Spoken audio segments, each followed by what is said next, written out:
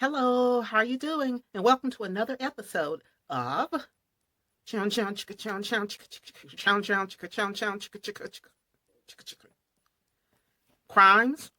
Current Crimes, Corruption, Conspiracy, Cults, Craziness, and Cosmetics. I'm Jackie, and I'm getting ready to tell you about a couple of stories. This might come in two parts. I thought about it and I said, instead of doing two or three at once, it may be better to break it up into like little series or segments. So for this one, it's going to be called Couple Time. Yeah, that's what we talked about last time, doing couple time. So we're going to talk about a couple of cases involving couples. And I hope that you've all had a good week so far. I know that I have. Just being able to put out the very first video there was a real treat for me. So now I'm getting ready to do another one. We're going to do a little bit of a different beat. And as you see, I did my eyebrows off camera simply because that was pretty difficult for the prosecutors to stay on top of. The DA, Ms. Singas, who worked on this case, not only did she say that it was particularly challenging for them because the two people who planned it and executed it covered their tracks so well, but she said that it was barbaric. And let's face it, it would be barbaric. As I mentioned, you could have easily done it so many other ways, but they chose to do it this way. One thing that they did that I thought was really, really planning is they put a GPS on her mother's car so they would know exactly when she was at school, when she was on her way home, when she was at home. They went through this much trouble to follow her tracks before they executed the crime. Wow. So, as I mentioned, this is couple time, and the couple worked together to take mom out. Of course, this is the sad part about it, folks. The fact that she didn't die immediately. The fact that they only did a well enough job, despite all of their planning, to make her comatose. Of course, I guess the good thing for them as crooks, in my opinion, about that, is she couldn't testify against them if she couldn't talk. If she was laying there in a vegetative state, she couldn't do anything. But unfortunately, she had to live like that. It seems like to a lot of people, it would have been much more humane if they had just done a little bit better job so she didn't have to suffer through that long period of being hooked on a machine. So that is particularly heinous. But that's my opinion. What do you all think? I would love to hear your thoughts. I really would. So that's our first one. And it looks like, since that is still going on, we're going to watch and see what happens with that one. But it looks like I can go on and talk about the second one now. I might have time for a third. Let's see. And welcome to more crazy couple time. Yes, yes, yes. We have a case out of New Hampshire that we're going to talk about now. And this one just happened recently. Oh, my goodness. There's a New Hampshire man who has had learned that his wife, allegedly, was having an affair with a coworker. Yeah. And after finding out about the affair with the coworker, he's accused of killing her lover and then forcing the wife to behead the lover. Couple time. They did it together. Oh. So on Friday of last week, you see this just happened last week, Armando Barron of Jaffrey is accused of, he was actually arrested at this point and charged with the death of a young man named Jonathan Amerault, who was only 25 years old. And he lived in a place called Keene. So what happened is Jonathan's body was found in the woods. They love putting people in the woods, unfortunately, when they get rid of them. And he was found on September 22nd, so very recently, like I said. And according to the Attorney General, Gordon J. MacDonald, and also the New Hampshire State Police Colonel, his name happens to be Mr.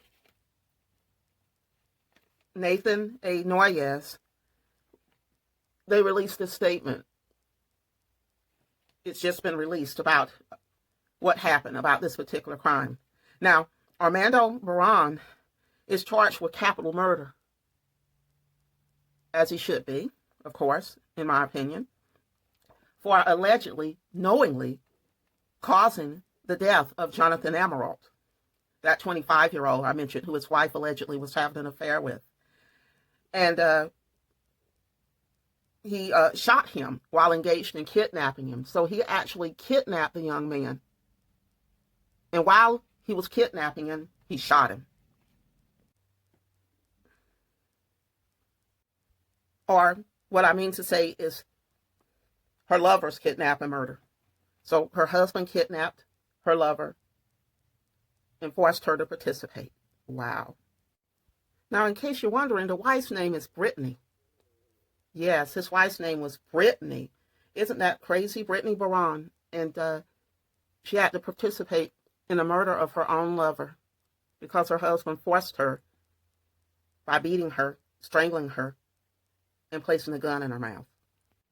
Folks, I would love to know what you think in a situation like that. You know, so many crimes happen where it seems like the spouse, significant other, family member is forced to participate in the commission of the crime. Do you feel that they should be charged the same as the person who initiated the crime, or do you think that they should get a little bit of leniency? I'm really curious to see what you guys think about that. Now, when I was staying in Germany, I had a friend who used to call me Mother Chicken. She called me Mother Chicken because she said that I worried about things. And I guess I pretty much do. She was probably right. Hi, Regina. Now, I just don't understand why, if you know that you have a spouse that's that crazy, is certified, almost certifiably crazy, and they're going to go that nuts about you having an affair, which most spouses are going to go nuts about you having an affair. But I mean, to the point of putting a gun in your mouth and kidnapping the person who you're sleeping with, not just getting angry and divorcing you. You know, the easiest solution would be divorce. You know, go to counseling if you want to stick it out. But killing the lover, it's not going to change the fact that you did it. The strange thing about this man, though, is her husband said that after she chopped the guy's head off, he said, by the time we wake up in the morning, I'll forgive you.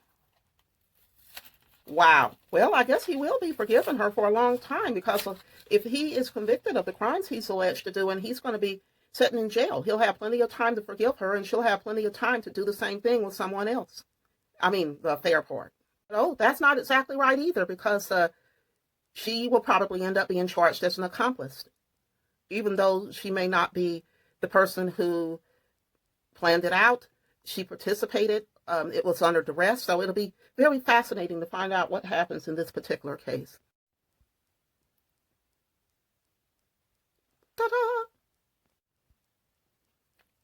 So what do you think of this particular case?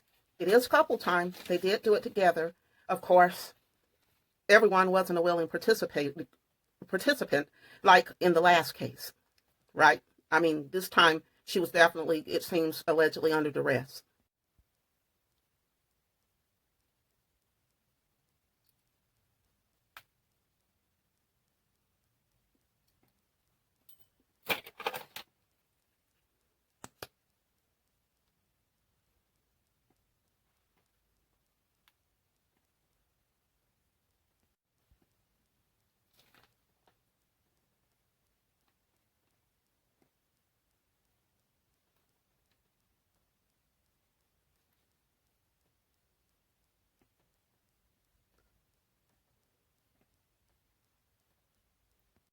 Okay, my lovelies, so let's go over some of those details.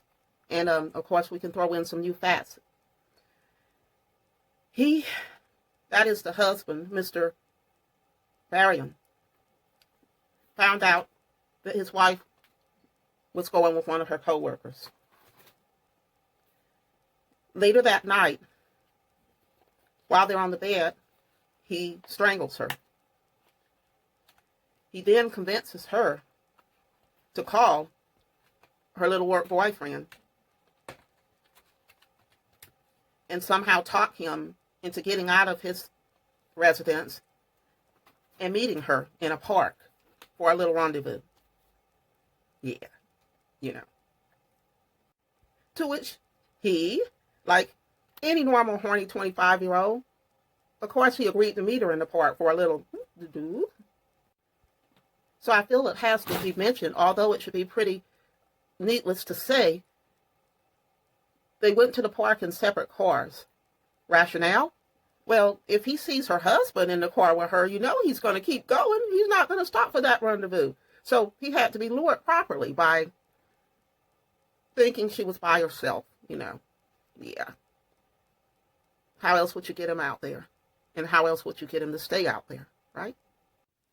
I can't help but wonder what must have been going through her mind when she was driving her car separately to that park, getting ready to participate in the killing and, of course, kidnapping of her young lover. I wonder what was going through her mind at that time.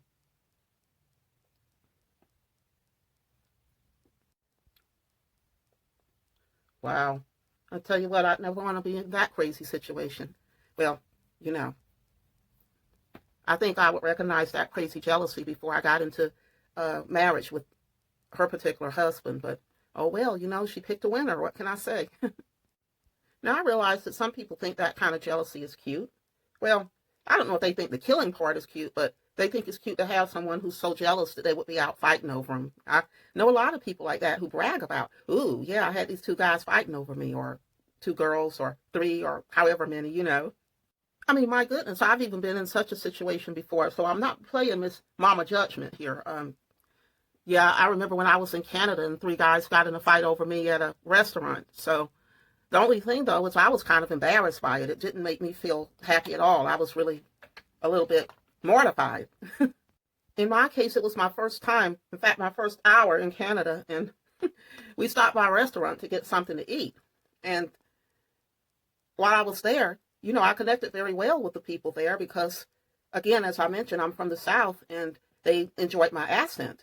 And also, many of them had historical stories about the South and how they helped runaway slaves or people in their family did, etc. So they really enjoyed talking to me about their own family history and how they feel a connection with people in the South. And of course, there would be three guys at the restaurant who happened to be relatives. Well, two of them were brothers, and one of them was their friend, and they were members of an alternative rock band.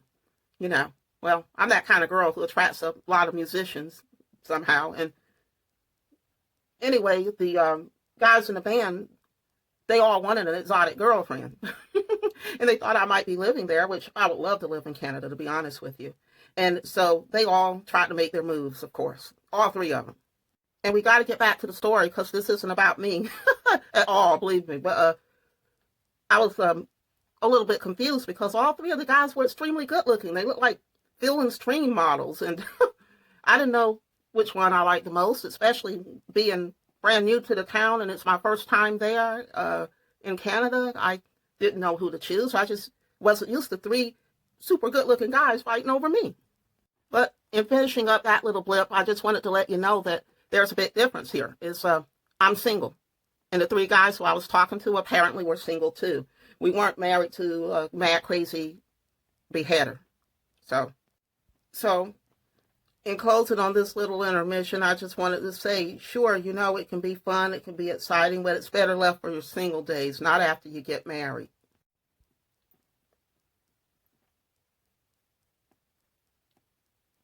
And that's not to say that married people can't have fun every now and then. I think there's nothing particularly, in my opinion, wrong with a little harmless flirtation every now and then, as long as it doesn't get to that level where people are dying because of the flirtation. I don't see why it should be a big deal. I guess it just depends on you and your spouse and what you agree to. My friend Regina says in Germany, when I'm there visiting her, I'm her little mother chicken, so I worry about things a lot. Now back to our story. Now, what happened is Armando shot the guy 3 times in his own car. I don't know how that worked out because those details aren't being released yet, but I'm wondering if he perhaps walked up to the window and just shot through the window while his wife was talking to the guy in his car. Maybe she left her car and went into his car and started talking to him. I don't know. I guess they're going to discuss that in the trial. So, wow, I sure have some zits today. I've got two starting. Oh, no. To our story, of course. Now, Armando had asked Britany to shoot the guy. He asked her to put her finger on the trigger and shoot him. But she wasn't able to. She refused to put her finger on the trigger. So, since he wasn't able to get her to do it, he shoots the guy 3 times. Then he decides that they're going to have to do something with the body so that it can't be identified. So that's when he came up with the brilliant idea of cutting his head off. So apparently, unlike some of our other culprits that we've talked about previously, this guy did watch a little bit of forensic science on television. And he knew that they would be able to find out who the guy was by checking dental records, etc. So he wanted to make sure that it would be hard to identify him. So he did away with the head. Subsequently, when they discovered the body in the park, the head was missing. It was found in another location.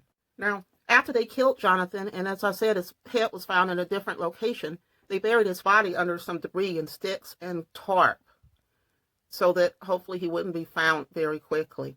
With, of course, the head in a different location, they felt they'd gotten away with murder, or at least the husband did.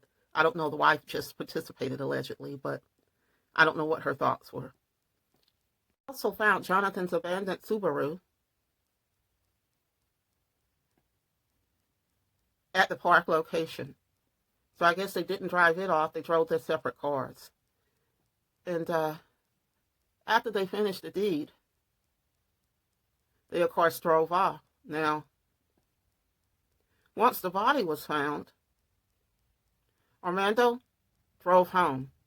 He just drove himself back home. I guess he was going to just go on with life. And he told his wife, as I mentioned earlier, that once they woke up in the morning, all would be forgiven. Now we get to the dilemma, which is the couple is pleading not guilty. They're pleading not guilty.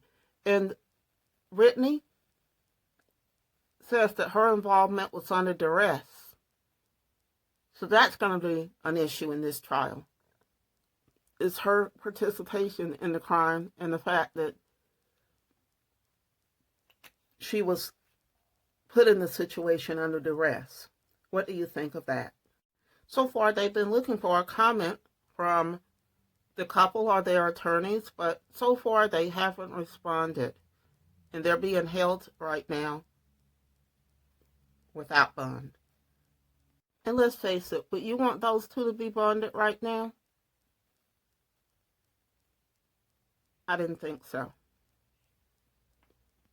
So I believe that's probably enough for today. 2 crazy stories. Couple time. Thank you so much for tuning in. Here is my finished look. I'm not wearing false lashes today because I'm wearing this blue mascara, and my lashes are standing out pretty well, I must say, even though I'm not wearing the falsies. So I'm going to keep the look like this. I have to run out. And again, thank you so much for tuning in. Please like, share, and subscribe, and hit the little notification bell so you'll know when I do my next upload. Here's today's look, blue to match my blue. I hope your day is blue. I love you all, and I'll talk to you soon.